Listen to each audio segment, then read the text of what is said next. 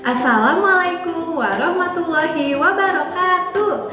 Hai anak-anak, apa kabarnya hari ini? Semoga anak-anak dan ayah bunda selalu dalam keadaan sehat walafiat.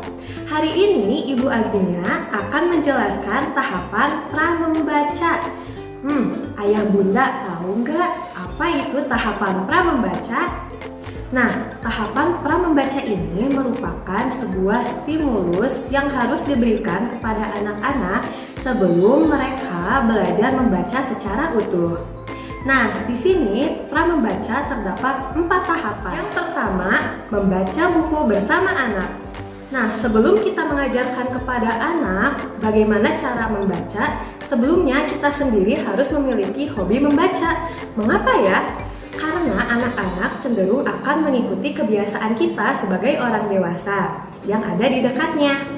Dengan membaca buku bersama anak, kita dapat sesekali bertanya kepada anak, bagaimana nih isi cerita dalam buku yang sudah kita baca bersama.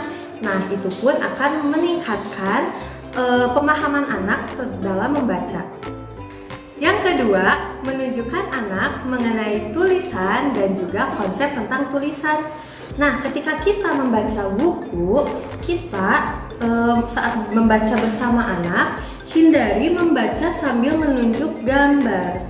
Kita lebih baik menunjuk kepada tulisannya. Jadi anak akan memahami bagaimana cara membaca yang benar. Misalnya nih, anak-anak yang bertugas piket sudah datang lebih awal untuk membersihkan ruang kelas. Nah, dengan cara kita menunjuk seperti ini, anak-anak akan memahami bagaimana konsep tulisan itu sendiri. Dibanding kita menunjukkan kepada gambar, anak-anak akan kurang memahami bagaimana cara membaca bila mereka terfokus pada gambar. Yang ketiga, memperkenalkan huruf. Kita dapat menggunakan poster alfabet, buku, maupun puzzle dan juga media lainnya yang berkaitan dalam memperkenalkan huruf kepada anak.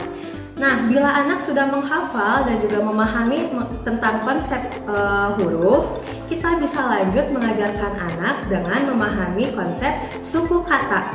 Kita bisa mulai dari yang sederhana dulu, yaitu 2 suku kata. Misalnya, ibu, ayah, apel, dan masih banyak lagi. Nah, begitu juga selanjutnya, bila anak sudah memahami 2 suku kata, kita lanjut ke 3 suku kata, 4 suku kata, dan seterusnya.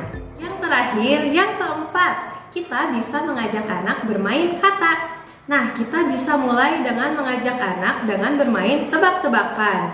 Misalnya, kita menanyakan kepada anak, kata apa yang dimulai dari huruf A?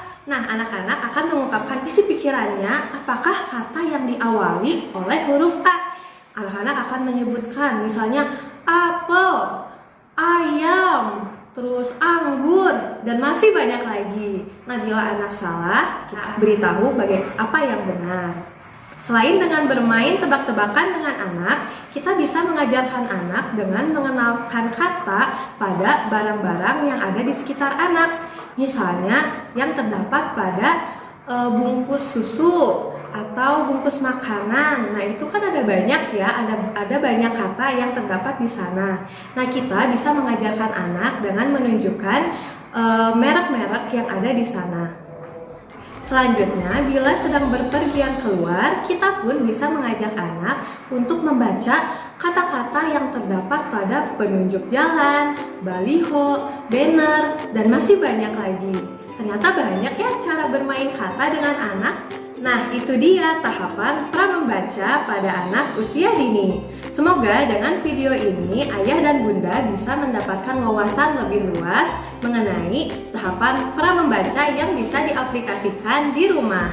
Jangan lupa untuk membiasakan membaca 20 menit per hari ya.